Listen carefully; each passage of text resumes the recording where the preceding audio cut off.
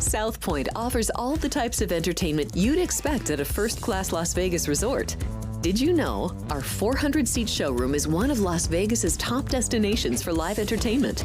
Enjoy live performances by classic Vegas entertainers, bands, and today's hottest comedians, plus a rock and dance floor. You can also enjoy live entertainment at the Grand View Lounge, where you'll feel all the vibes of old Las Vegas. Enjoy the music, and if you love to laugh, don't miss The Dirty at 12:30, our very own free comedy show, every Friday night at 12:30 a.m. in the Grand View Lounge. The Dirty is 100% free, so arrive early. Go to southpointcasino.com or call the box office at 77136 for today's performances at the showroom and the Grand View Lounge. When you're ready for your favorite cocktail, stop in and unwind at one of our 7 specialty lounges. There's a bar around every corner, because you're in Vegas, baby. South Point Casino has plenty of attractions for the whole family. Catch a movie. Our 16-screen movie theater includes 2 XD Extreme screens for the ultimate in viewing, sound, and luxury. After the show, treat the family to a variety of treats at our old-fashioned ice cream parlor, Kate's Corner. We scoop up a variety of creamy concoctions, including smoothies, hand-dipped cones, milkshakes, malts, sodas, and sundaes. At Kate's, there's something for everyone. And if you still got time to spare, our bowling center might be right up your alley. Voted Best of Las Vegas, it's a great place for friends and family fun. 64 lanes, a pro shop, snack bar, and arcade. And while the kids are bowling, you can play slots and sip on a drink in the Alley Cat Lounge while overlooking the lanes. For our more serious and professional bowlers, the South Point is also home to a separate tournament bowling plaza.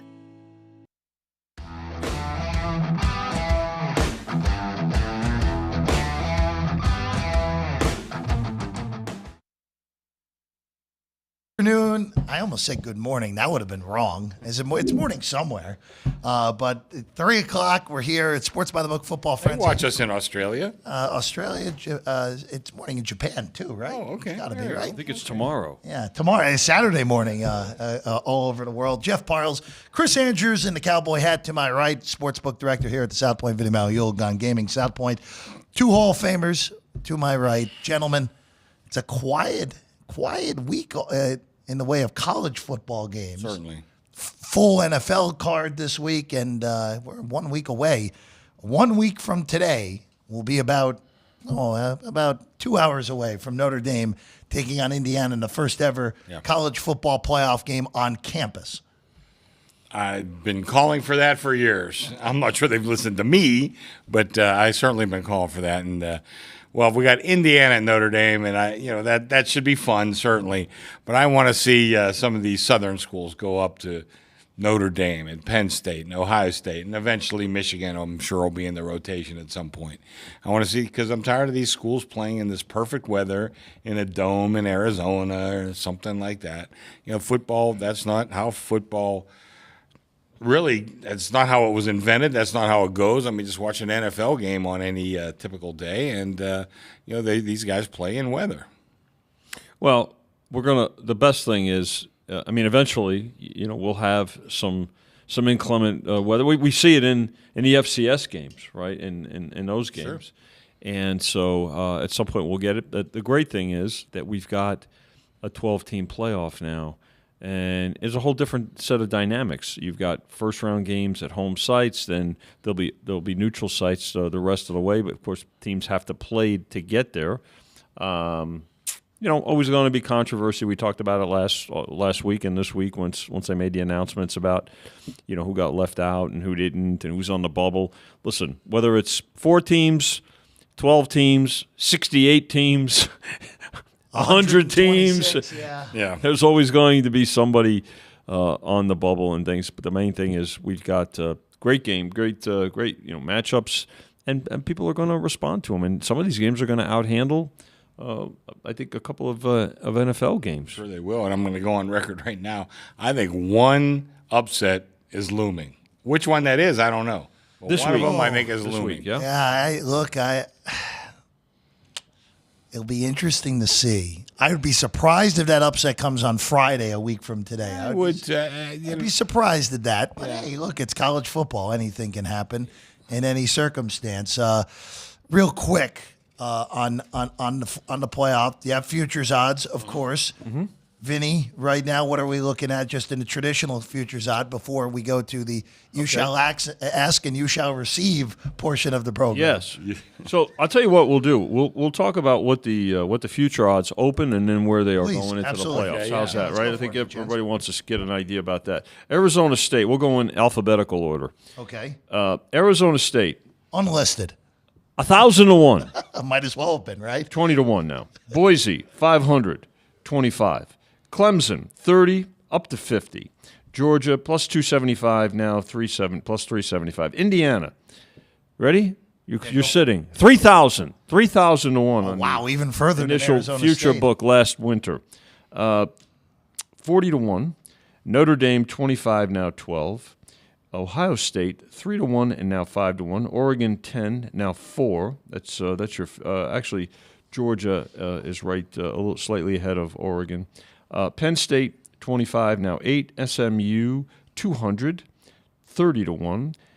Tennessee, 30 to 1, 25 now. And Texas, 7 on the opener. They were one of the preseason favorites, now 5 to 1.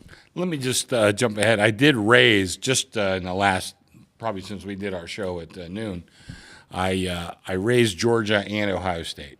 Okay. Ohio State. What do you have Ohio State there?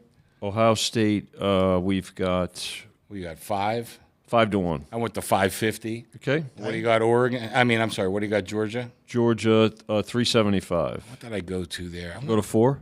At least 4. I might have gone 4 1/4. 4 1/4? There. Yeah. Okay. Looking for a little money on those two because we're in real good shape with those two. 11 to 2 on the Buckeyes if you like fractions. Okay. But I'll say this: it's really going to be fun to see how this plays out, Chris. And because it's the first go around, and you do this with the Super Bowl, you do this with Major League Baseball as well. I asked about it. I know on where you're Monday. going. Yeah. You asked about it on Monday. I asked about it on Monday. You asked about it. And you delivered. You delivered right away on the Like Santa exactness. Claus. I did. Yeah. And when I got – so when did you ask me about it? I asked you at about 3:05 on Okay. Monday. Well, I went to work on it. I finished probably 6 o'clock, maybe something like that. All right. And I called Ashley the next morning. I said, we got to set up the – actually, I called her that night. And I hate to call her. She's off. I says, we got to do the exact. She goes, we've never done the college exact. I says, I know. We're going to start tomorrow, though. And so I left her a sheet and all that. And Tara helped her put together the sheet. And by 9 o'clock the next morning, we had it up. We're doing some business on it. I had less than 24 hours right away. Yeah. What I'm glad you reminded me. I'm very happy you did it because Not reminding me. It wasn't reminded like I've done it in the past. I've never done it before. So you gave me a new thing to do. well for the college. I mean, look, it was four before. I mean, now you got all these infinite possibilities. All right, Vinny, before you tell us who the favorite is, what's the longest shot on the board right now? Let's see. Indiana over Clemson, 1,000 to 1. Okay. How about SMU defeating Clemson at 1,500 to 1? How about that? Do you like that idea? Not really. Okay. I I can't sell you on that one? No, what You I have a house you're buying. You can't afford to blow your money like that. so I will. Those are the two long ones. Actually, Clemson and over Indiana is 1,000 also. I will tell you the one long shot team that I think is live, but Go ahead. they need some help in order to be live is Arizona State. Okay. If Arizona State plays Clemson, we could get a whole bunch of wacky stuff out of the top of the bracket because Oregon and Ohio State could really beat the heck out of each other. And remember, it's pretty much regular rest from the quarterfinals to the semifinal. Right. Well, so it could be again. We talk about They're playing some great ball, too. Yeah, boy, I mean, Arizona State's playing their behinds off right now for sure. What do you have Notre Dame over Arizona State right now? Notre Dame over Arizona State, 150 to 1. That's some pizza money right there That might for be me. worth a shot. That's some pizza money. Okay. And as soon as Texas beats Clemson by 3 touchdowns, they can be like, well, Arizona State draws the worst possible matchup they could. In the Actually, I don't think Arizona State can face Clemson. Arizona State. Well, Arizona State would play Clemson in the second round. Second round, but not in the exact. No, not for the exact. No. I'm talking I about just for the- want to. Yeah. Yeah, no. Arizona State could link up with SMU, Penn State, Notre Dame, Indiana, Boise State, and Georgia in the final. Yep. Correct. Yep. That would be the case. So, but guys, since we're next Friday, we'll have the full breakdown because we'll be on the day of the game of Notre Dame, Indiana. The following games will come the next day. Just what's the early action been on the 4 just across the board here, guys? Well, I could tell you we've had good action. Matter of fact, David Purdom called me today, just about right after our earlier show. Yes, boy, it looks like not that much action on these games. I said, well, I don't know who you talked to. Well, we've had a lot. We opened Notre Dame. Oh God, what did we 9? We opened them 9. We're down to 7.5. We actually hit 7. Whoa! And then got back up. So that we've had a lot of movement there. Listen, everybody knows I'm a Penn State fan. I'm just not that high on this Penn State team. I opened them a little lower. I opened them 8. They bet us up to 8.5. Texas and Clemson, not much business there. But Ohio State, I like that team too. And I opened them 8, and they bet me down to 7.5. So we actually we have business. So I'm not sure who David talked to, and a lot of these numbers at this point in time are somewhat painted on. Sure. But from where we started and where we are right now, there is a little bit of a path on how we got here. And again, I can't speak for anybody else. I only speak for the South Point. The good thing is we got a little college football this weekend, though, too, with a great game. Don't worry, we'll get to those 3 games, Vinny. So, we'll get to Army-Navy tomorrow. Yes. Let's remember that game, right? A rematch, which I heard a stat today, and it kind of surprised me a little bit, but then again, I thought about it, not so. This is the most combined wins they've ever had in 150 years they've met. Yep. And I thought, well, back in the, I would say that back in the 30s and maybe the 40s, after post-World War II, and in the 50s it might have been. But they didn't play as many games either, so which makes sense now, right? So they have the most wins combined. 19 combined wins between the 2 service academies. Both won a bowl games. Yeah. Army's a conference champion. Yeah, right. I think they have a beef to be in the well, we go that's some other time. So a lot of business on this game, Chris, so far. Fine, yeah. I mean, the game opened 5, got as high as 7, now down 6.5. And up and down on the total from 40.5 down to as low as 38, now back up to 39.5. And then we got the FCS games starting tonight. Oh, yeah, it should be we had a lot of Montana State people in town, Montana State people in town last Please week. put it on the big screen with sound. It is on the big screen. It is on the big screen with sound, Vincent. I know. They're like Jeff, asking you shall receive. I didn't have to ask. They were just clamoring. They were. They're playing Idaho. We got a lot of people from Idaho. I was going to say there's got to be a lot of Vandal fans walking around the building here. A lot of people from that area of the country. We got Dakotas playing. Yeah. Who else we got? Opening South Dakota State, North Dakota State, and South Dakota. So we got a lot of Cowboys. They're all playing, yeah. A lot of Cowboys, and of course we got the rodeo, which is why I'm wearing this hat, and also because Aaron O'Connor said I look good in it, so I'm wearing the hat. So, but a lot of Cowboys in town, and from those regions of the country. This is playoffs, baby, and I think Montana State was seeded number 1. They're very, very good. They are. It's funny. They're the 1 seed. They are not even close to the biggest favorite on the board this No, week. they're not. No. North Dakota State's only 22.5 in a quarterfinal game against Mercer. I thought they would be the number 1 seed myself. And they laid that, by the way. Don't forget. They laid that. They laid 19. They laid 19, yeah. And then the other big favorite, South Dakota State's 19 against Incarnate Word. They've laid that as well from 18 to 19. And then the only single-digit game is the Coyotes of South Dakota hosting UC Davis, which is 5.5 on that game. Oh, wait, Davis is very good. Davis is a good football team. That's the only underdog I'd even look at, even with the big numbers. That's a good football team right there, yeah. Real quick, there's 2. By the way, they produced one of your quarterbacks.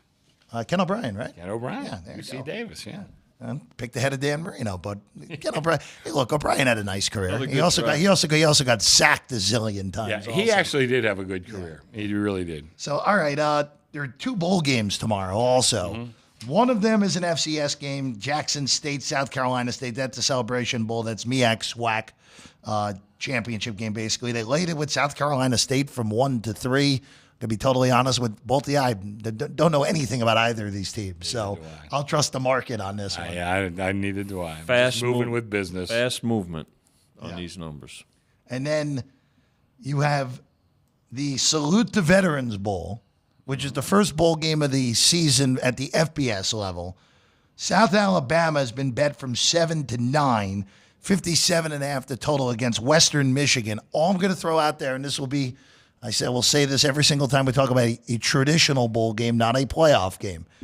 Be aware of who's playing, be aware of who's not playing, and don't be aggravated if you end up losing with a lot of closing line value. That's all I'm going to say here, guys. Well, that's a good point. And, during the regular season, of course, we take, just for anybody that walks up to the counter, we take 10,000 to a number. You don't have to be special or anything like that.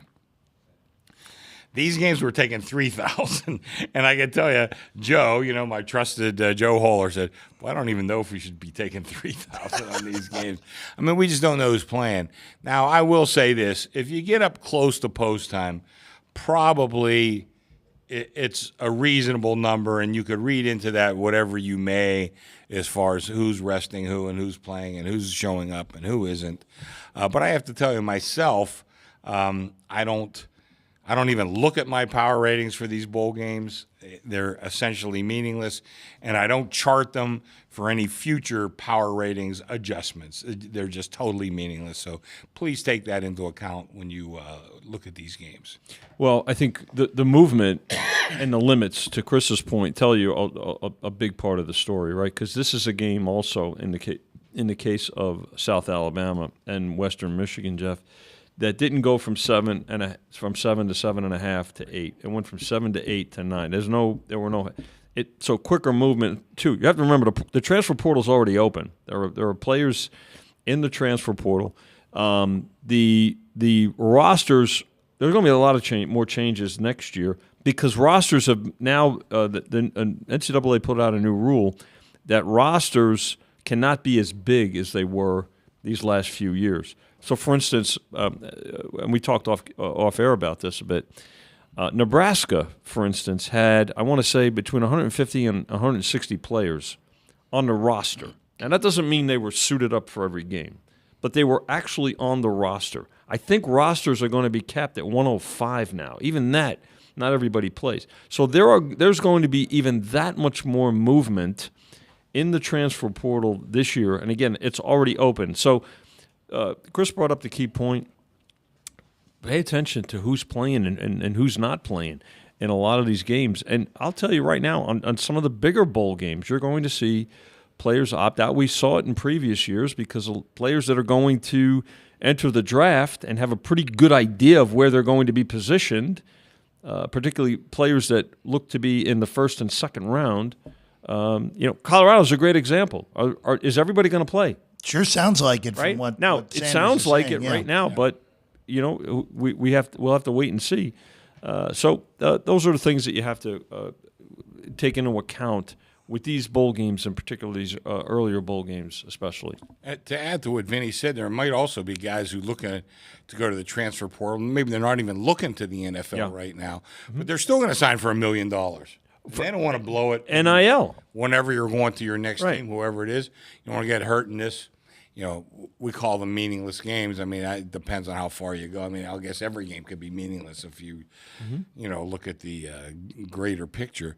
But, these things are something we have to take into consideration now. And sure, as a fan, I hate it. As a human, I understand it. I just don't happen to like it. But listen, the world constantly changes, and you have to change with it. The last game of the weekend, college-wise, Army-Navy. Just real quick touching on this because it's been active as well. Yeah. From 5 to as high as 7 on Army, now 6.5.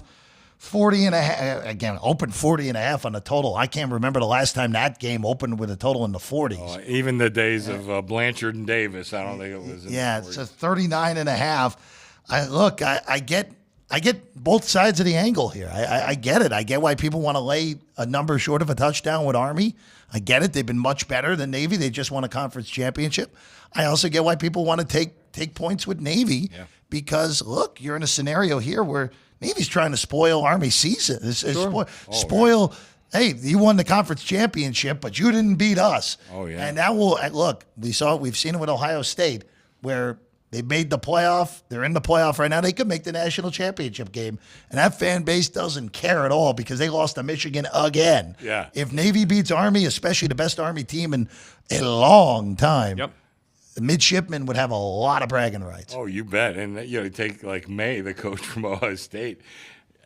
I don't know how far he has to go, but better be pretty far or else he ain't going to keep his job. Man, I think he has to. I genuinely think he has to make the final at this point. I kind of think you're right. This is their season. Both of these schools right here, right? Yeah. And let's face it, this is the second time this year, right? Oh yeah, right. So let's remember that also. That typically they play each other once a year. This is the second go around for these two.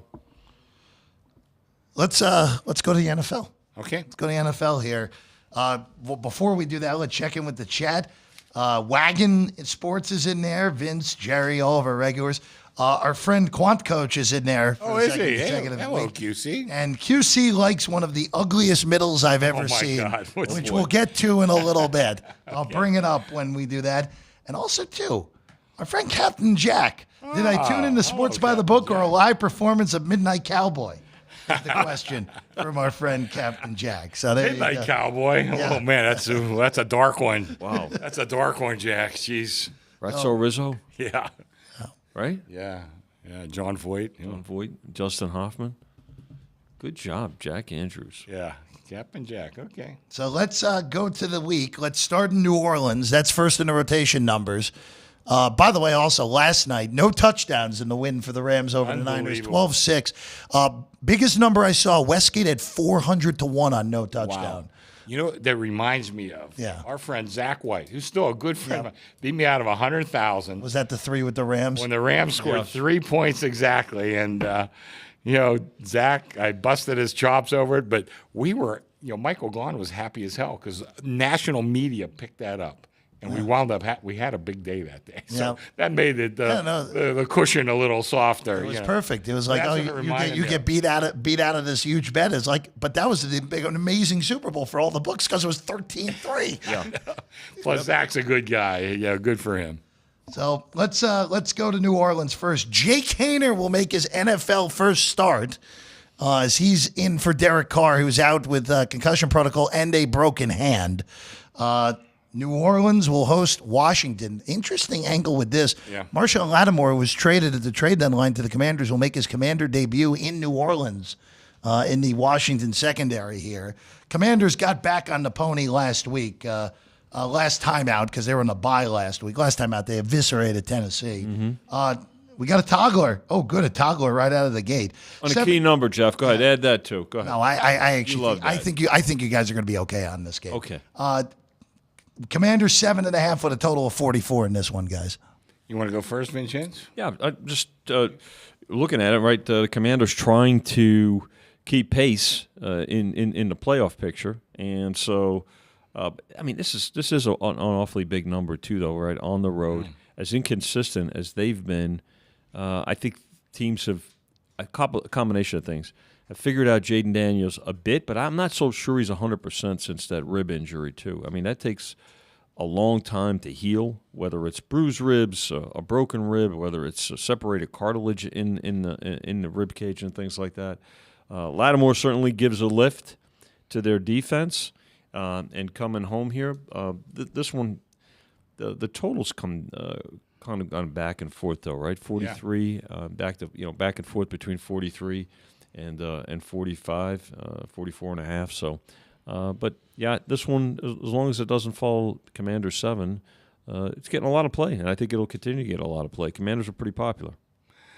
I know so little about this quarterback, but nonetheless, I still think it's a little high. It's a lot of points on the road. I mean, my number, and again, my adjustment may not be perfect because I don't have enough data on the quarterback, but my numbers came to 6.5. Okay. 6.5 to 7.5. That's a pretty big leap.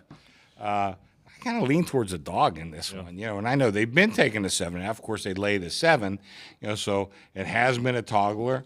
But I think if we stay away from the number, if we stay away from the number, we're going to be in real good shape.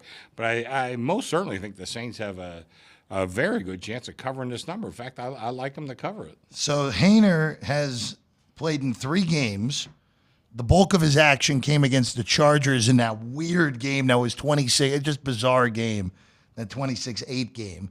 9 of 17, $122, sacked twice, no turnovers. He did throw a touchdown in the 33-10 debacle against the Broncos the week before. He's a good college quarterback. That's all I really have on him. I have no idea. That doesn't always translate. Often doesn't translate. I think one of two things happens in this game. I think this is a game where Washington really struggles but finds a way to win late, and New Orleans covers with relative ease, or this is just an absolute destruction. And Washington beats up on a team that, look, I mean, New Orleans was lucky to beat the Giants last week. They were lucky. They get the field goal block that win the game in regulation. The Giants had a field goal taken off the board in that game because of a penalty. Right. Boy, we'll get to the Giants later. But that is, as you would say, Chris, it's not a good outfit there in New York for either team at the moment. Just to go back to and I've reminded a few people of this. We had Chad Millman on before the season, and he picked New Orleans to be a disaster this year. And if you remember, the first 2 weeks, they looked like the best offense in history. And I was thinking, oh, poor Chad. Boy, he's really, really blew it on this one. Meanwhile, here we are, week, 13 or whatever. Looks like he was dead on. I mean, this is a bad – are they the worst team in the league? Not quite according to my power ratings, but they're awful close. Let's go to Houston next. The Texans, oh, boy, wow. We're just getting the toggling specials to kick off the show today. We've got a few more. So keep going. Oh, don't worry. But here we got the 2.5, 3 toggler. Yeah.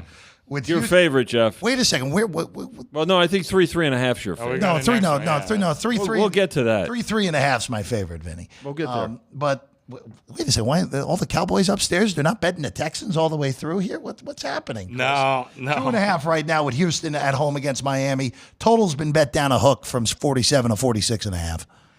Yeah, it is a toggler, and I try to hold the whole number on these as much as I can because of course we do everything at 11 and 10, and what gives them the advantage is that half a point. But we sat on 3 for quite a while, and they just kept taking it, and eventually you have to move, and we kind of toggled on the total a little bit too, from 47.5 down as low as 46.5. So 47, kind of a key number on a total. Oh, yeah. So we're right there for that too. Boy, wouldn't that be beautiful? 20. Well, let's see. How could we do 24, 21? No, that's not quite. 25, 22. There you go. That would be a fun one if you got that. Yeah, fantastic. Yeah. Can't wait to if you get 25, 22, that's just bad luck, Chris. More so than anything. It's happened before. Oh, I know it has. I know. What do they call it? The score Scoregami. Scoregami. Well, the Jets and the Dolphins ended up on the scoregami last week. Oh, did they? Yeah. What was it? What was it? 32-26 was scoregami. Wow. And that was also a 6.5-6 game. Yeah. In overtime. Yeah. Good. But phenomenal Jet. Great job by the clock Jets. management at the end of regulation there. Yeah. So. What do you got here, Vinny, on this one? No, I mean Texans are obviously trying to keep pace, and the Dolphins themselves too, right? Trying to play their way into the postseason if they can get there. I'm not so sure they can. It's gonna be tough. But look, I think there's going to be more support overall, even though it's a toggler back and forth. We're going to probably need the Dolphins in this game because I think the Texans will be in a lot of money line parlays and teasers for sure. I made this game pick, so we need Miami. I'm okay with that. All right, now we get to the QC special here. Boy, Jacksonville played one of the worst games of the regular season last week in a 10-6 win over Tennessee. Right. Now we might actually outdo ourselves here. The Jets will go to Jacksonville, 3-10 against 3-11 against 3-11 at this point. Well, one of those teams will be 3-11. Jets are laying 3, 40.5. Quant coach said earlier, take the 3.5s that were out there and then money line the Jets for the middle, which is ugly. I thought we were friends. He's looking to torture me. Yeah, this is another 3.5, 3 toggler.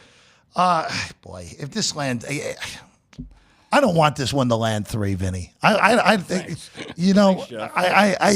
if this lands Jets 3, that's just cruel and unusual punishment for this game, in all honesty. Well, here's the thing. I mean, both of these teams are trying to there's a lot of questions around both of these teams, right? Not only for the rest of this season, but heading into next season. the Jets are finding ways to lose games. Oh, yes, they are, Vinny. Right, and when you look at this team, here they are now as a 3.5 point favorite. Okay, they're taking the 3.5, but again, that's a play that speaks to the fact that it's a play on the number. It doesn't, when I say pros, pro bettors, they don't. Okay, who's playing? All right, that's secondary to what's the number. Now you have a home dog here. If you're getting 3.5, that's going to be the play. It's not like there's going to be this flood of money on the Jets in this one. Even though there's questions with the Jags, I've got to be honest with you. I think there's frankly more questions with the Jets, Chris. But I kind of like the Jets in this spot. I think this number maybe just a half point little low. I made this number 4. I mean, I don't have great conviction on this, but boy, it's hard to have any conviction on the Jags at this point. I mean, you're right, Jeff. They won one of the ugliest games I've ever seen last week. I had that on the one TV that I could barely see, although unfortunately I couldn't see it.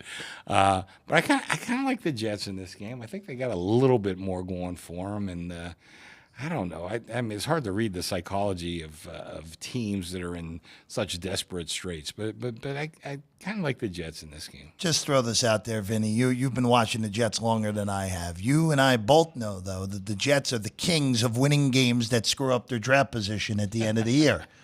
And, Good point. And, Chris, I'm with you. This has classic Jets look unbelievably good against, to me, with Mac Jones at quarterback, the Jaguars are the second worst team in the NFL to me with Jones in. So I like the Jets. That is so gross, laying 3 with that outfit at this point, Chris. But that's what I'm going with the Jets, laying the 3. And quite frankly, I'll bet it's small enough that if the Jets lose the game outright, I'll actually be okay with it. Okay. At this point. All right, we'll take a quick break. When we get back, Titans and Bengals. That's the next game on the board. But after that, the New York Giants are the biggest underdog they have been since the 1960s. We'll discuss it next. Sports by the Book Football Frenzy.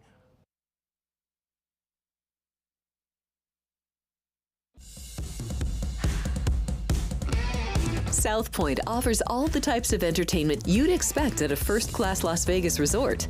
Did you know our 400-seat showroom is one of Las Vegas's top destinations for live entertainment? Enjoy live performances by classic Vegas entertainers, bands, and today's hottest comedians, plus a rock and dance floor. You can also enjoy live entertainment at the Grand View Lounge, where you'll feel all the vibes of old Las Vegas. Enjoy the music, and if you love to laugh, don't miss The Dirty at 12:30, our very own free comedy show. Every Friday night at 12:30 a.m. in the Grand View Lounge. The Dirty is 100% free, so arrive early. Go to southpointcasino.com or call the box office at 77136 for today's performances at the showroom and the Grand View Lounge. When you're ready for your favorite cocktail, stop in and unwind at one of our 7 specialty lounges. There's a bar around every corner, because you're in Vegas, baby. South Point Casino has plenty of attractions for the whole family. Catch a movie. Our 16-screen movie theater includes 2 XD Extreme screens for the ultimate in viewing, sound, and luxury. After the show, treat the family to a variety of treats at our old-fashioned ice cream parlor, Kate's Corner. We scoop up a variety of creamy concoctions, including smoothies, hand-dipped cones, milkshakes, malts, sodas, and sundaes. At Kate's, there's something for everyone. And if you've still got time to spare, our bowling center might be right up your alley. Voted Best of Las Vegas, it's a great place for friends and family fun. 64 lanes, a pro shop, snack bar, and arcade. And while the kids are bowling, you can play slots and sip on a drink in the Alley Cat Lounge while overlooking the lanes. For our more serious and professional bowlers, the South Point is also home to a separate tournament bowling plaza.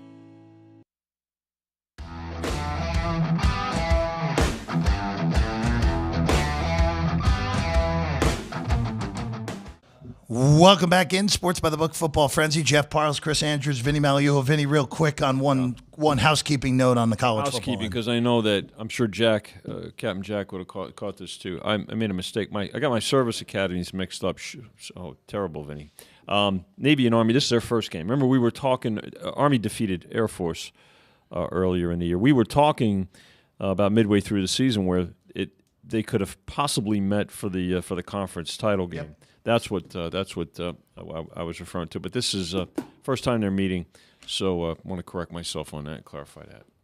All right, let's go back to the NFL. Bengals and Titans.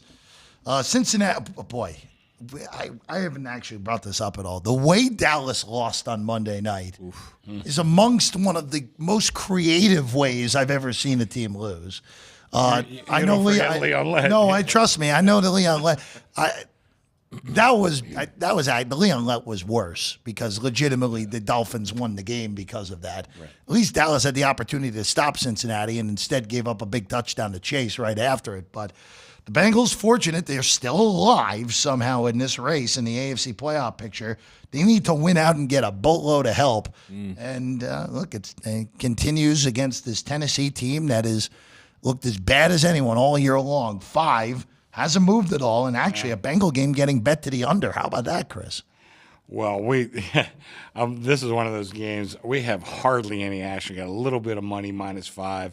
I got a little bit of money, -210 on the money line. But, boy, this Bengal team, it's just hard to bet a team with no defense in this league. And I don't know if Tennessee is the exact team that could take advantage of that. And that's another game. I made it a little bit higher for that exact reason, because, I mean, the Bengals can score. They can't stop virtually anybody. But is Tennessee one of those teams that could probably stop them a little bit? And I thought this number should be closer to a full touchdown, like a 7. Well, it's hard to lay points on the road in the NFL, especially with a team with no defense. But nonetheless, that's what my numbers come to. Gun to my head, I think I would take Cincinnati.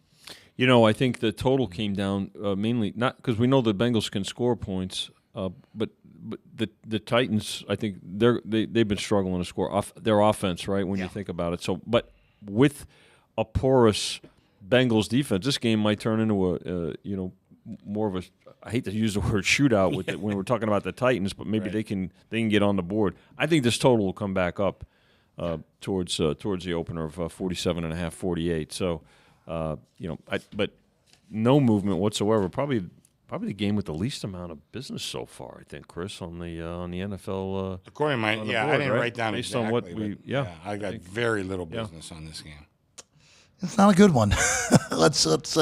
Let's be real with ourselves here. I actually like the favorite in this game, but it just, laying over almost a touchdown on the road with that defense. Oh boy! Yeah. Even though you got away with it last week against the Cowboys, but again, you needed something spectacular to go in your favor in order to cover last week.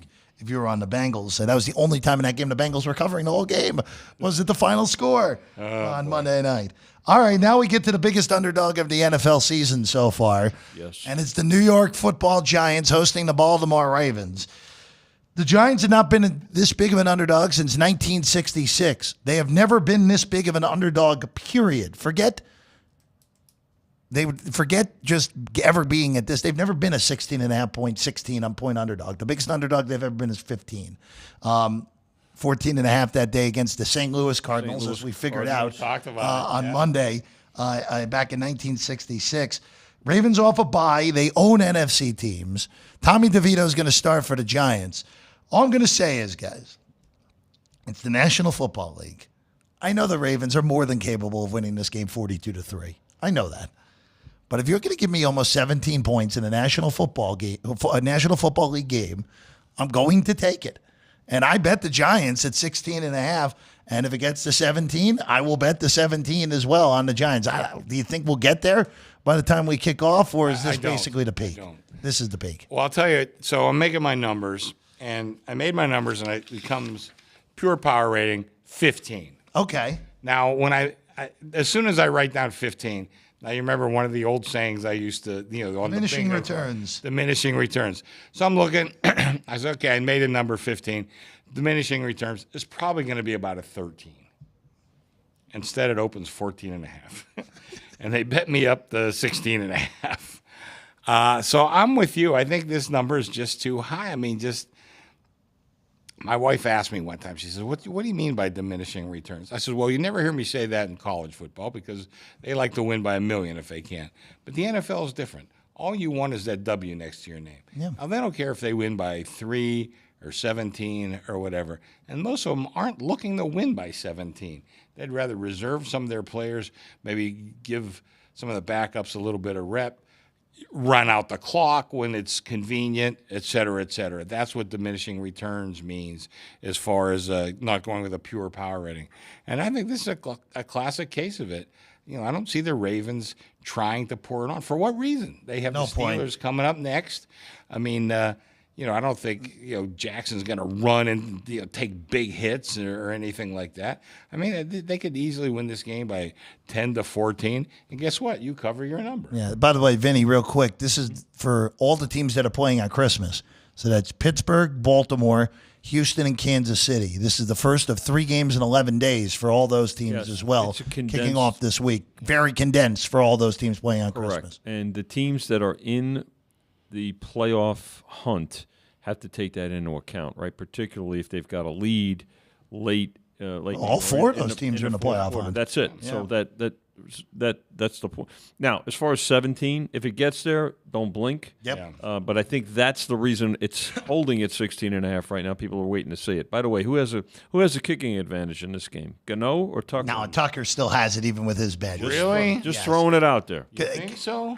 I had to mention it because the Giants' special teams has been such a disaster. At least with Baltimore, a kick's not getting blocked. So. Yeah. Okay. But I just throw that out there as a point. They're going to go through the uprights. Tucker, it's a valid question. Tucker, this may be a game too where he's got to work on some things. He's got to get right because not an easy place to kick either. Vinny. Yeah, I know. With the winds, the swirling and things.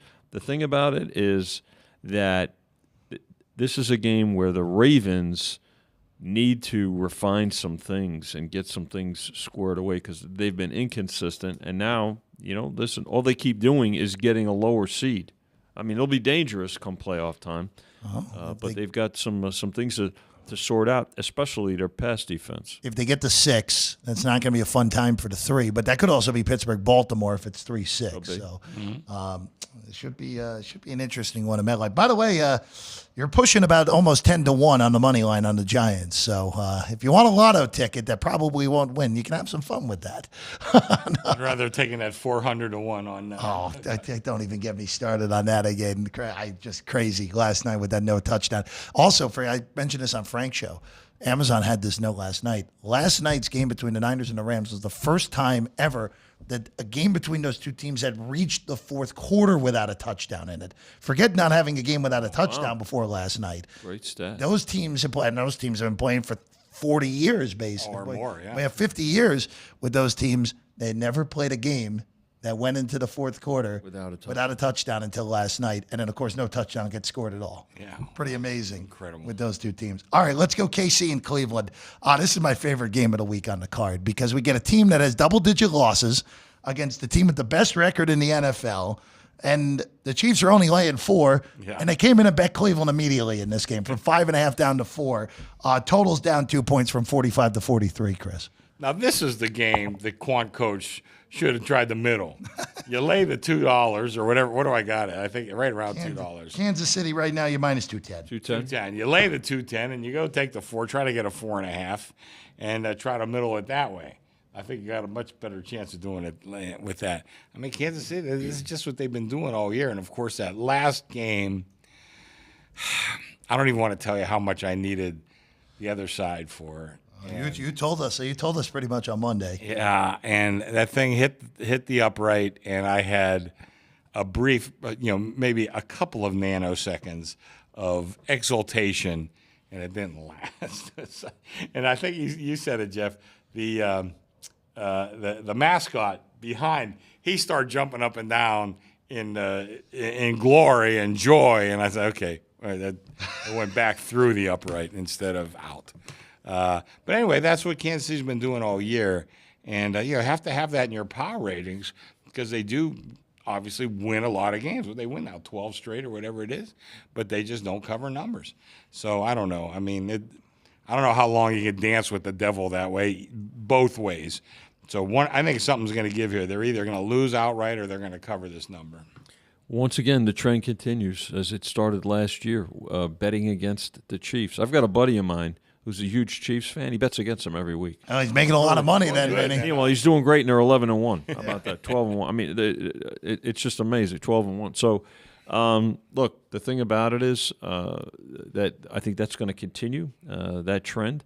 And we take that into account, too, frankly, because otherwise this game would have opened 6.5. Exactly. Yep. So. I like the underdog. I think you're right, Chris. I think this is what I very rarely say if you're going to take an underdog north of 3, just take them on the money line. Yeah. I think this is one of those where Cleveland wins the game outright. Oh, do you? Okay. Or this is an absolute whipping. Like just no in between on this game. If we get this with Kansas City and Cleveland on that early slate on Sunday. All right, last 10 a.m. game because we actually have 5-1-25 games this week. How about that? Yeah. Here, Dallas and Carolina.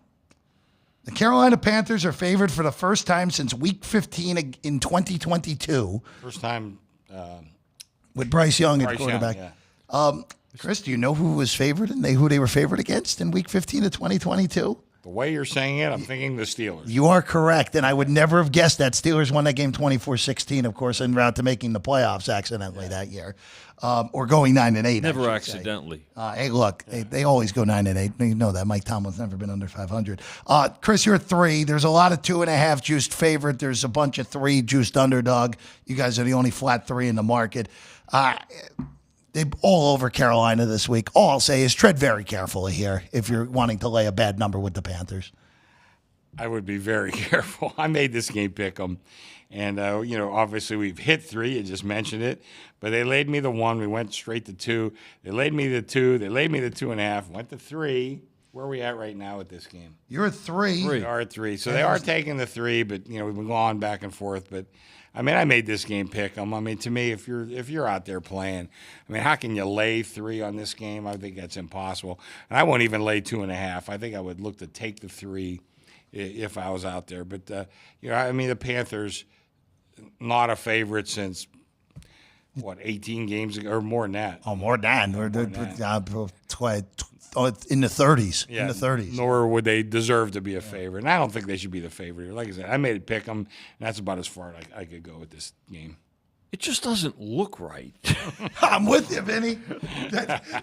Vinny, that might be the most true thing that has ever been studied that on is this very show. accurate. It's 100% right. You're looking at the Carolina Panthers are a field goal favorite against the Dallas Cowboys. I will tell you this: there'll be plenty of Cowboy money in the next 48 hours. I believe that. I'll tell you this: I really like how Carolina's looked, even though they haven't finished games off.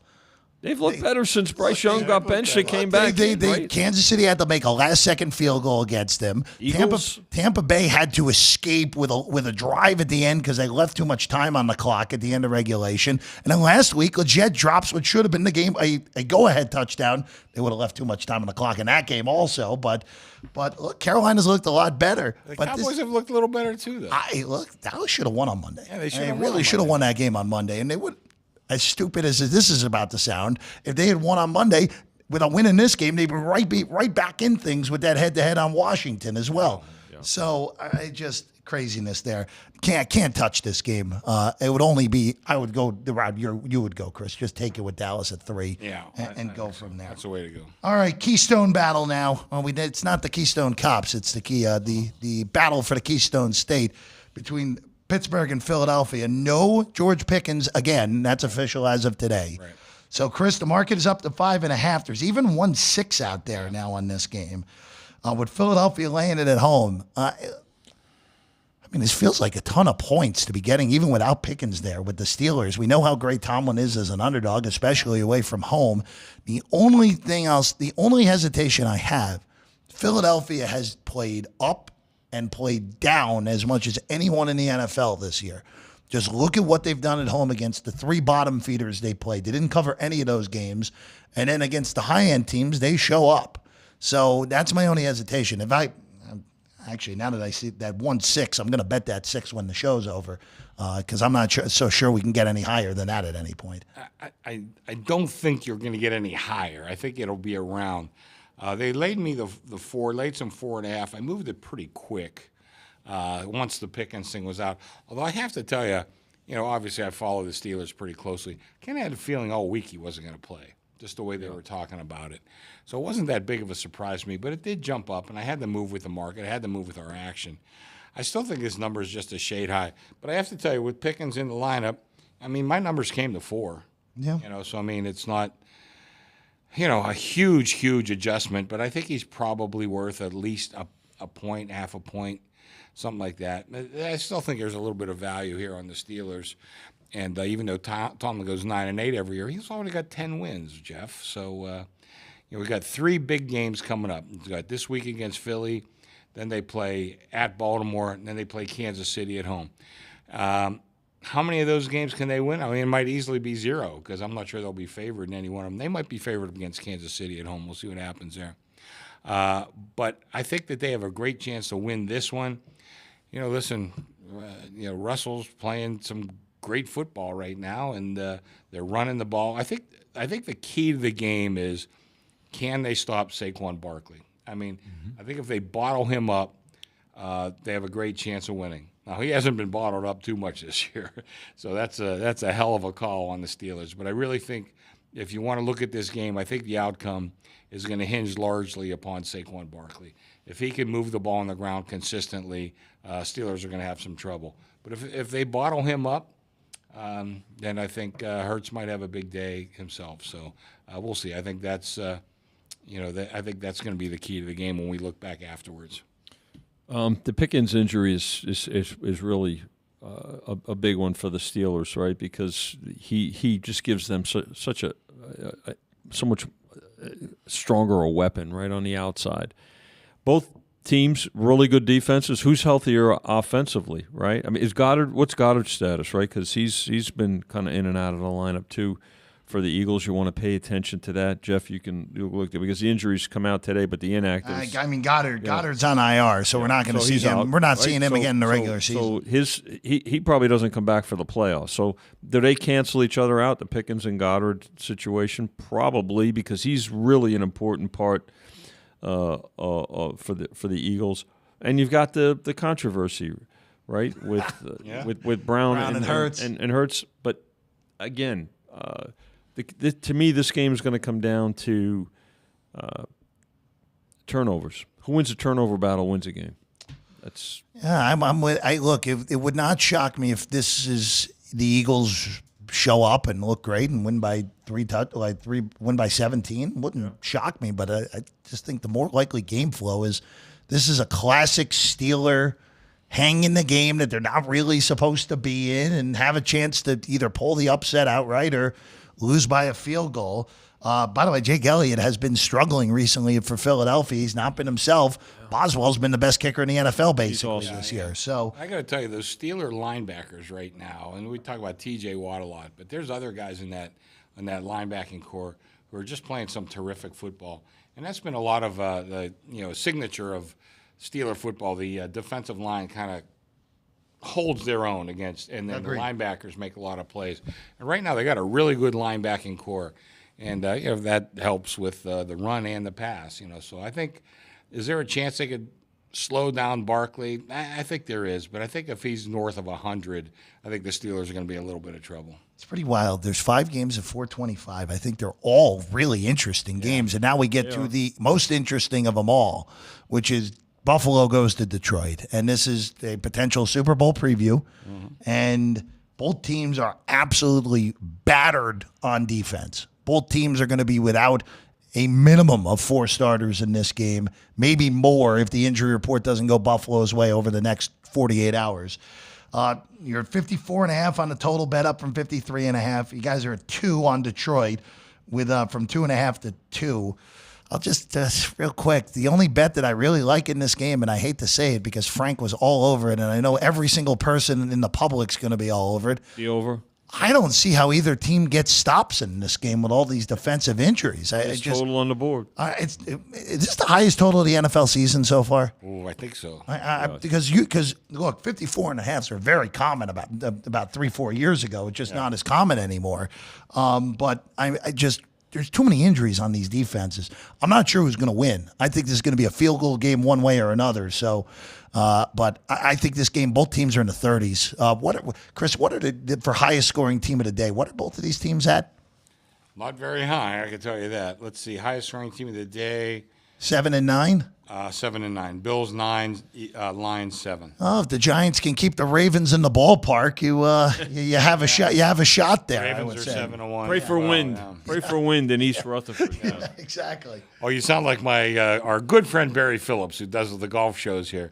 Barry loves to bet the lowest total on the board under And the highest total over. So, Barry, if you're listening, I just gave you a shout out. But we used to do a radio show together. That was Barry pretty much every week. I said, Barry, you realize the bookmakers, we know the scores too. You understand that, right?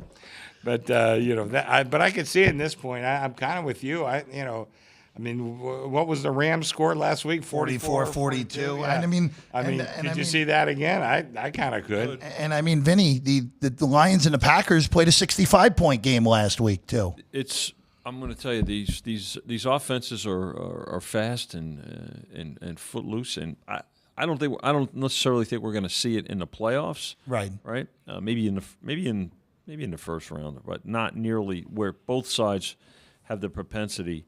You figure too that these two teams come the postseason. Both these teams are going to be in the postseason. They figure to be healthier defensively too. But there's no question about it. This total will keep going up. And I would say too, both these quarterbacks are playing great football. Oh my God, yeah. As bad as the defenses are, that's how great Josh Allen has been, and Jared Goff's been just as good. You just mentioned something that's very important in this game. Also, we get Josh Allen in a dome. There's no weather to be worried about in this game. Weather We know- last. Wait a second. Yeah, weather Weather's last never week. bothered Josh Allen. look at- Why are yeah. we going to talk No, about but it's even just like it's a fast track on top Yeah. of it? it. It is a too. fast track. And the thing about it with these two offenses is that if there's something in common with both these teams, they're never out of a game because they can score. The Rams were up. It was 17 in the third double quarter. digits, right? Two and a half touchdowns last week, and they had to hold on. Well, as Chris and we talked about on Monday, if McDermott doesn't do that QB sneak where he has to burn the timeout, Buffalo might win that game. Might actually come back and win that game completely. Hell yeah, absolutely. Just a very poor play I'll give selection. you a good prop for this game. Yeah. Over and under on how many fourth down attempts there are. But I have to look at. Can I make it? Can I make it 3.5 right now? No, it's too low. You think it's too low? Way too low. attempts? Oh, attempts. Oh, I thought you said conversions. No, I said attempts. It's got to be 6.5, I would right? say You got to start at 6.5. Yeah. 7 maybe, something like that. Yeah. All right, let's. Because neither one of these coaches want to give the other guy the ball. Well, I think also, too, you have Josh Allen and it's 4th and 1. You should go for it 100% of the time in this game, unless if you're inside your own 5, if you're Buffalo. With no timeout. Well, with one timeout. Yeah. All right, let's go to Indianapolis and Denver. This is a sneaky good game, actually. It is. Colts need this game to realistically stay in this race. I mean, if the Broncos win, look, credit to Sean Payton, who we're not allowed to say nice things about. He's but done a great He job. has done an exquisite job. Him and Vance Joseph coordinating that defense. I thought Denver is going to be one of the worst teams, if not the worst team in the NFL. They're well on their way to make the playoffs at this Oh, point. yeah. If you bet that season win total over, You already won. money's in your pocket. You won by 2.5 games already at this point. It's 4, down from 4.5. Total's gone up 1.5 points in this game from 42.5 to 44. A really interesting game. I don't think there's a really good betting angle, at least pre-flop. I want to see how Anthony Richardson looks against this Denver defense before doing anything. I opened as 4.5. My numbers come a little higher, 5. But I mean, that doesn't really stimulate a play. I wouldn't say either way. But we've been going back and forth between 4 and 4.5. One guy did buy it down to 3.5 for some pretty decent money. But I don't know. This Bronco team. Let me just say, I hope they don't win the Super Bowl. I don't think they will. I got some pretty big exposure there. So I got to start rooting against this team. And, I could start on Sunday. I hope the Colts can beat them. And I think they do have a pretty good chance of beating them because, I think Steichen's done a real good job, too. We talked about Peyton doing a good job as coach. But I think, Steichen didn't exactly have everything go his way this year. But I think he's kept it. He kept this team together. And, they're still playing some real good football right now. I have to give Peyton credit. I give Bo Nix credit. Yeah. Because absolutely. he got absolutely destroyed by Peyton in that first month of the season especially. And this kid showed, listen, we know he's physically tough, but he showed mental and emotional toughness too. Took it and playing at a good level. Of course, they have a good defense as well. This is a big game for both of these teams because if you look at the schedule beyond this, you have to give the schedule edge in terms of strength of schedule edge for the rest of the way to the Colts. So the winner of this is going to have, the tiebreaker as well, right? Head-to-head tiebreaker. So it's an important game. It does not have the luster of what we talked about. The Steelers Eagles is you got the Bills Lions. It's a sneaky good game, as you pointed out, Jeff, because it's an important game as well. I'm happy you brought that last point up. Denver's schedule is wild the last 3 weeks, where, all right, you get this game. If you lose, you put yourself in a situation where you short week in L.A. against the Chargers. The Chargers beat them pretty good earlier in the year. Granted, Denver's very different now than that first meeting. Yes. They go on the road at Cincinnati. I mean, look, the Bengals have found ways to lose games, but you're still going up. You're still going up against the top 3 offense. Yeah. And in the final week of the season, they play Kansas City. Now, the one good thing Denver might have going for him in that game, Casey could have the 1 seed wrapped up, and we know Andy Reid sits his guys. We know that. We've seen that historically. We know that. For Indy, Indy's schedule is actually kind of hilarious. They play the Broncos. They have home games against the Titans and the Jaguars, and they go to the Giants. So if you win this game, Indianapolis, if Indy wins this game, Indy's going to be favored to go 10-7, which would probably be enough to get them in at this point. 10 should get. By the way, that you mentioned that Kansas City Denver game. That was the game with Kansas City blocked the field goal in the first one. So this going to be a little bit of a different story, I think. So. Let's go to L.A. next. Vinny, you said both of us said that the last game was a sneaky good game. Forget sneaky. This is a really good game. Then in a normal afternoon slate, it would be like, wow, this actually might be the best game of the afternoon slate. That's just a testament to how good these games are at 125. Chargers are 3 against the Buccaneers in L.A. There's a lot of 3 juice to the dog out there in the market right now. I like the dog in this game. It hasn't moved, right? It's two-way action. Stuck on 3 the whole week. I don't know. There's something with the Chargers. It's weird to say in a Harbaugh team that they're inconsistent, but they're inconsistent to me on offense. Because you can see, like, the first half they did nothing last week against Kansas City. In the second half, they looked like one of the best offenses in the NFL. They only had 3 possessions. They scored 70 points. You mentioned this on Monday. You're 100% right. Chargers playing for the field goal when they were in 3rd and 15 was idiocy. Big mistake. You know you were going to lose the game at that point if you kick a field goal. And 3rd and 15, you got to at least see if Herbert can make a play in the end zone. If he can't, then settle. But this Tampa team, they're gritty. Mm-hmm. Their offense is very well coached. Their defense is veteran laden. I think this is, by the way, also a high scoring game as well. I like the Bucs, and I do have a lean to the over in this one at 45.5. It's funny. I made this game 3. We opened 3. Haven't moved. We have never moved. I've had a little bit of movement on the total, over 45.5, under 46. But I'm with you. I think it's a great game. By the way, Todd Bowles, he doesn't get the credit he deserves. This could be the 3rd straight division championship for the Bucs. I mean, it's right there. And I know it's not the greatest division, but he's done a great job with Baker Mayfield, who was resurrected a few times. We forget his little stint with the Rams, but he's played well. He signed a big contract, and you talk about gritty. This he's gritty. I find myself rooting for him a lot. No opinion whatsoever in this game. Like I said, the 3 looks like the perfect number. It's great. I mean, as long as the two-way comes in, you just from our side of the counter, you're just juicing it. Both quarterbacks beat up, right? Both of them with some. I think their ankles are pretty sore and pretty. So they'll be heavily taped, but they're going and in position to get to the postseason. Both of these teams fighting. Harbaugh's done a great job in his first year. Beat up in the back offensive backfield, which I think has hurt them. Jeff, to your point about offensively. I think that's definitely had an impact. But you look at that second half last week where they came roaring back, and they're never out of it either, right? But the thing about the Bucs, they can score. Mayfield could throw 3 straight interceptions, and then he could throw 3 straight touchdown passes. Mm-hmm. So This is going to be a fun one to watch, and I'm glad it's in the afternoon. I want to mention a good friend of the show, Ed Feng. Yep. I've talked about it a couple of times. Ed, boy, I tell you, I don't know if he's the smartest guy in our industry, but he's right there. There's a couple other guys right up there, but Ed's a sharp guy. He had an article last week or 2 weeks ago. And by the way, anybody out there, if you're any kind of a serious handicapper of football or basketball, he even does a little bit of baseball, sign up for his newsletters. Ed is really thorough. Anyway, Ed kind of, and I wouldn't want to argue with him in any kind of public debate. He had some evidence that maybe Herbert isn't quite as good as we think. And he had some, obviously, he has some backing to his opinion. And something to watch, something I've tried to take note of. And I thought Herbert played well, certainly the second half last week against Kansas City. But something to take note of. And maybe Harbaugh can get the best out of him because I think, Ed was going through Herbert's history, not just this year.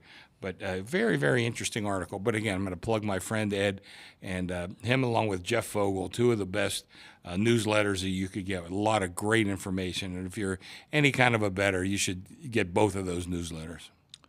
Let's go to Arizona next. Cardinals floundering right now. Must win. Got to have it if you're Arizona. It might be a little too late at this point. But look, if you lose to New England, you're totally done. If you're the Cardinals, it's 6. Total 46. This is in 5.5, 6 toggler? Sure. I don't know. All right. That's one you don't see very often, guys. Total 46 on this game. Yeah.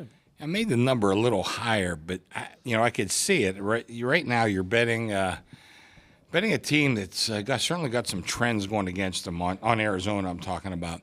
And I've talked about Drake May, and, he's on a losing team, and the team overall doesn't look good. But Drake May looks pretty good to me. I mean, I think they found their quarterback. Now, they have a lot of moves to make to build around them, but he looks pretty good. Still think the number might be a little bit cheap if you can get under the 6. I know Arizona's not playing the greatest ball, but I do think this number should have been closer to a full touchdown.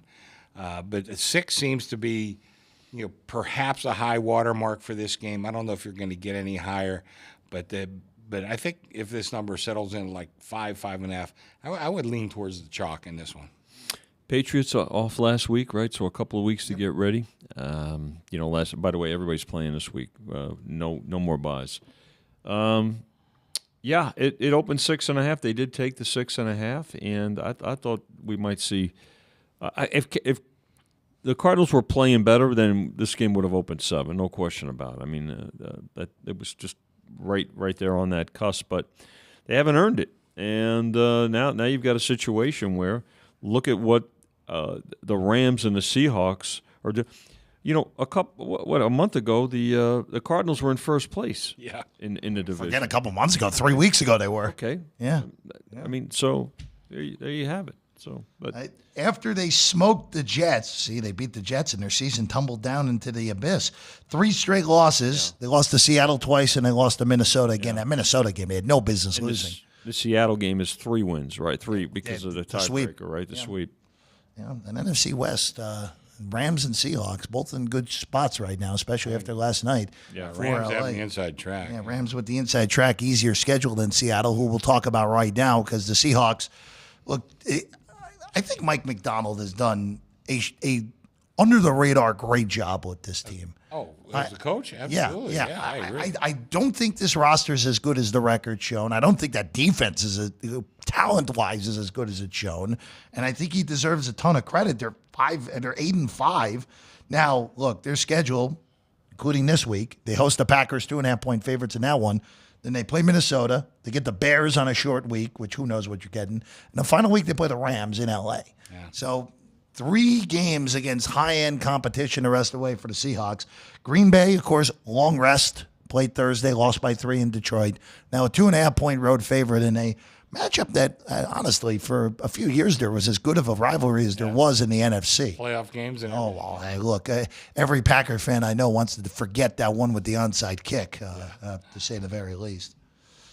what was the game they also had, that one with the replacement refs? Remember that? Well, that was the Fail Mary. That was the reason we got the refs back, Vinny. The debacle. So Great picture. One guy going this, one guy. Yeah, Lance Ely, Lance Easley, the ref's name, who ended up getting us the replacement refs out of there, and also, of course, the Matt Hasselbeck. We want the ball, and we're going to score. Nope, 6 the other way, right out of the gate. Here's a couple things about this. The Packers need to. Jordan Love's got to get, if they're going to make this playoff push and have any success in the postseason, he's got to be more consistent, right? Let's face it, the turnovers have to stop. The Seahawks, they started the season 3-0, and we said, you really, look at the schedule, it really was kind of soft, and then they fell off a bit, and it was like, okay, this is what we kind of figured, but you have to give them credit. And Geno Smith, look, more than serviceable. Absolutely. Right? He's probably this is his best. I think it's his best year of his career. And so this team is right there. This is a benchmark for the season for these two teams, in my opinion. That Seahawks need to keep pace for the division with the Rams. And I'm not saying the Packers are not going to catch. I don't think they're going to catch the Lions. No. But they definitely need to be more consistent in these close games, and this game toggling between the Packers 2.5. They laid 2.5 and went to 3, and now they took the 3, which I think is that's a pro take right there, taking 3 for the home team. Yeah, Vincenz, I'm with you. +3, I think, is the play. Yeah. I made the Packers a very slight favorite, like 1-point favorite. Yeah. 3 to me would be a play. I think you could even look at the money line. Now the extra rest does scare me a little bit, with the Packers coming off an extra 2-3 days. But I think the Seattle team, and you talk about the coach, talk about the defense. Jeff, I know if you look through the roster, the defense probably shouldn't be as good as it is. But damn it, you got to look at the results. They've been great. They played great defense. They've been great. So once again, I got a kid that lives in Seattle, so I know the team a little bit. That's a tough home field. Probably goes a little underrated, but that's a tough home field up there. And, I think, Vinny said +3 looks like a pro move. I think Vinny's 100% right. I think +3, if you can get it, I think that's the play in this game. Yeah, I'm gonna stay out of this pre-flop. I want to see how everybody looks. And for Green Bay, look, kind of got to get this game if you have a shot at getting up to the 5 seed. Yeah. Again, I think there's a realistic shot with how the NFC works out, that you can make an argument that if it's Minnesota and Green Bay with the proper matchups, that they'll actually be favored on the road in the first week of the playoffs. Depends on who goes where. I would say Minnesota's favored at Tampa by 1 or 2, and then this is a very similar matchup with Green Bay and Seattle potentially. And the Packers were favored against the Rams on the road earlier in the year as well. All right, we got 2 Monday night games. Staggered starts instead of split. Still don't get that, but whatever. I get it. No, I do. Go ahead. Half the games in the NFL suck. So here they got 2 games.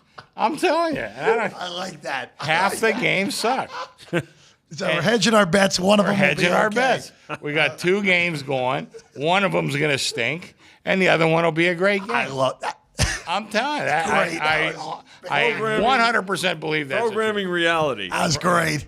Yeah. That between that and Vinny's, this doesn't look right with the Carolina Cowboys one. This has been a gold mine here today. I think that's right. I love it. I honestly believe that's the mantra here in their theory. Let's go to Minnesota first. Vikings, again, 11-2. It's pretty amazing. The Lions are 12-1 and still actually have the Vikings right on their path here to potentially steal the North in the 1 seed. Minnesota 6.5 with you guys. There's a lot of 7 juiced on the underdog in the market here. Oh, boy. You guys haven't moved this number all week. We're going to. Believe me. You're going to go to 7. We'll get there. Yeah. I mean, I don't know about this afternoon, but I think we'll get there sooner or later. We do have to go up the stairs to the casino level, so it could happen. This is actually, in all honesty, a difficult game for me because, Chris, we've talked about this the last month with Minnesota. Yeah. We've been trying to go against them. I know. We're 0-4 outright. but we're 2-2 against the number. Yeah. They covered Jacksonville, somehow covered that game against them, and then Arizona blew the game, but still covered in that one. Last week, the game was tied going into the fourth quarter, and Minnesota won by 3 touchdowns against Atlanta, and vintage Falcon idiocy when it was all said and done. And the other one, Tennessee did their best and didn't cover, but I feel like, especially at 7, a flat 7 at that, this would be an opportunity, as bad as the Bears looked last week. Take the points, divisional game. This game gets played tight. Remember, the Bears could have very easily beat Minnesota. That was a wild game where the Bears scored 11 points in 20 seconds to force overtime. They got the ball first and then went backwards 20 yards, and then Minnesota kicked the field goal to win that game. That was not a good result for you guys, that game. God, I can't remember back more than a week ago. But, okay, but you're right. We've been trying to bury this team for at least a month, probably more like 6 weeks. I'm not ready to concede yet that I was wrong, because they are 2-2, like you said, in the last 4 games against the number. This game, boy, I don't know. What do you get out of this Bears team? Because there's times I think Caleb Williams looks like he's the guy, and they look pretty good. And, boy, they do some awfully stupid things to screw up games. I hate to say, Jeff, I think I kind of like the favorite here a little bit, So I know I usually lean dog, but I think I kind of lean towards the favorite here. I think Minnesota, maybe I'm ready to surrender. They're not that bad. They are pretty good. Like I said, they're a game behind the Lions, for God's sake. They're 11-2. Their 2 losses are a field goal at the gun by the Lions, and that game on the Thursday night against the Rams, where the refs missed that ridiculous face mask. Now, granted, Minnesota had to go 99 yards plus get a 2-point conversion to tie that game, but that was a tight game against a team that probably will be in the playoffs when it's all said. Probably going to win the division. Yeah. So I don't know. I kind of lean towards Minnesota in this game. I really do. No movement yet, but as the night progresses and we get into the weekend, and there will be a ton of carryover. Not only will this game hit 7, it may go through 7. Well, if it goes through 7, I'll take it for sure. All right, last game of the week in the NFL. The Atlanta Falcons come here to Vegas to take on the Raiders. The Raiders are dreadful, and Aiden O'Connell hasn't practiced 2 straight days. It would be a surprise if it's not Desmond Ridder in the Desmond Ridder Revenge Bowl, as we all expected. Is that what we're calling it now? We're calling it something. I'm in all honesty, I don't like getting angry at NFL teams that aren't the Jets, but I'm genuinely angry at the Falcons because how many times have they screwed you at the window? Somehow only once this year. Tickets. Only once this year. Last year was the worst one when Alex and I kept betting them every week and just kept losing.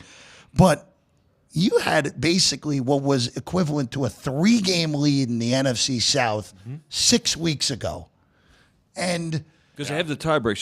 Because they swept Tampa. Yeah. Swept them. And since then, forget being in a tie in the division. They're a game behind Tampa. Now, they're 6-7, and they after that win against the Cowboys, which was the game Prescott got hurt, they've lost 4 straight games. Cousins hasn't thrown a touchdown in those 4 games. Wow. Look, could they come here and cover this number and win by a lot? Yes, the Raiders are that bad. Yes, the Raiders, yeah. The Raiders are that bad. But if Atlanta misses the playoffs, this is as unforgivable of a scenario as you could have drawn up for them to have missed it. And they're on pace right now because if Tampa beats L.A. on Sunday, Tampa's winning out at this point, and that will be lights out for Atlanta at that point. By the way, I checked. The Raiders have my 2nd lowest power rating. It is the Saints right now. Really? Okay. Well, I mean, I made the quarterback adjustment. I might be off. I don't think I'm that far off, to be honest with you. But the Raiders, I mean, they're just so bad. But you're going to lay points on the road with Atlanta? This is one of those games where I haven't asked Dave Jensen for tickets to the game because Vinny, if he offered them to me, I'd say, you know what? I think my wife and I are going to go get a pizza that night. I don't think we need the tickets. I think I'll pass. This is a terrible, terrible game. Remember I said half the games suck? You're right, Chris. This is my vote for sucking, this one here. I think the first game actually has a chance to be pretty good. But I don't know. I mean, my number came to 5. What are we sitting at right now? 4. 4. I mean, I don't know. Is that worth a play? Not to me. It's not. Well, they took 4.5. They did take 4.5. Yeah. They did. God bless. Gross game. Yeah. God. You know what? As gross a game as it is, it's going to do a ton of business. Oh, I know it will, Because Vinny. it's Monday night, and it's the and second it's here. game of a Monday night doubleheader, and it's in town. Yeah. So, let's say this game was in the afternoon on Sunday. Not nearly as much, perhaps. Although we do get Raider support. The Raider games get bet, but the fact that this game is Monday night, it's going to do a lot of business, and we're gonna have a decision on it. I know, Yeah. and I pretty much know what we're going to need. So in other words, you're telling me I'm going to have to watch this game to the end, Vinny. Is Correct. What you're telling me. Yes. Oh, Jesus. Yes. That's fun. What else would we I do? can't wait. What else would we do? So, all right, before we get out of here, Chris, you went 2-1 last week. Yeah. Boise got there. The Chargers got there. The Bears might as well have just stayed in Chicago in that game. Yeah. Do you have anything for us this week on some plays? Or Well, are we, yeah, taking it light here again. I am taking it light for sure, but I like the Giants taking the points. I like Seattle. Make sure you get the 3. And tell you the truth, this is just such, the numbers at this point in time are pretty good, so it's hard to find too much value. Boy, I hate to go with the Saints for a third game, but I'm just going to give out 2. I like the Giants and I like Seattle. Giants and Seattle. So find the 3 with the Seahawks and 16.5 on the Giants. All right, before we go, just quick shout out to the chat. Roger's in there. Agent 87. Adam Orphan, one of our friends. Oh, Adam Orphan. I'm going to tell you, we had 50-cent Heinekens at Cal Neva. Adam Orphan tried to put me out of business. How you doing, Adam? We'll see you up here in Las Vegas sometime. Scott McAvoy in there as well says, love starting the weekend with Football Frenzy. We love being here for you guys. As always, Flo's in there, Dean Hilt. And I gotta bring this up because Agent 87 asked this question, and this is a perfect way to end this. And this can go for both of you. The biggest sweat that you guys have had. Ever? All right, I mean, that's how he asked the question. So if you want to go ever or this year or whatever way you want to go, Oh, man. we can end with a little story time. Let me just tell you that my year and a half at the Golden Nugget was not fun. So I had a lot of sweats there, including one guy, and Vinny, you know exactly what I'm going to talk about. I'm not going to mention his name, would bet us a couple $100,000 a game. And he was a big sweat for me. So I don't want to mention his name, but those years at the Golden Nugget, those were the biggest sweats I ever had. Man, there's more than one, certainly over the years, but I'll give you one. A good which was one-sided, and it also happens to be the worst beating I ever took as a bookmaker. First Holyfield Tyson fight. Ooh. That was. You have to remember that fight opened at the It was at the MGM. Those guys opened the fight because they were the host venue site, and so you always I always like to give the host site the opportunity when they had the press conference, the announcement to put the number up first. They put them at 25 to 1. 25 to 1, yeah. And by the way, that director didn't survive that. Anyway, but that was that fight got so low. Yeah. I mean, there were places I think were dealing at 2 to 1, Chris, and it was so a big sweat, but it really didn't work out too good. But in terms of a good sweat, because Holyfield was just dominant, and every ticket was on him. So big sweat. There were others, but that's the worst beating too. So. See, I always remember that fight because this is when I was at Cal Neva.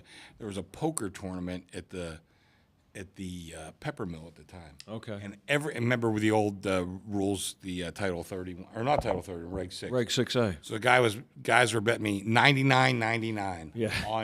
So I lost, but about $12,000 on that game. So I always consider I won that fight, and because I know some of your guys' figures. I lost more than $12,000 in the first round. Oh, man. All right. That's all we got for you. We're back next Friday. College football playoff games will be hours away at that point. It'll be 1 hour by the time we end next week. And then, of course, the whole weekend ahead next weekend. Alex and I are back tomorrow at 8 a.m. Our good friend Paul Stone will join the show tomorrow morning. Excellent. Don't want to miss that. So it will be at 8:15 that Paul joins us tomorrow morning, looking at Army-Navy and the playoff games as well. Vinny, Chris, great work as always. Drew Dog, Sean, and Vince, I know we had some everyone, trouble. Jerry. Good job. We made it through here today on a Friday. I'm Jeff Parles. We'll see you again next time. Sports by the Book Football Frenzy.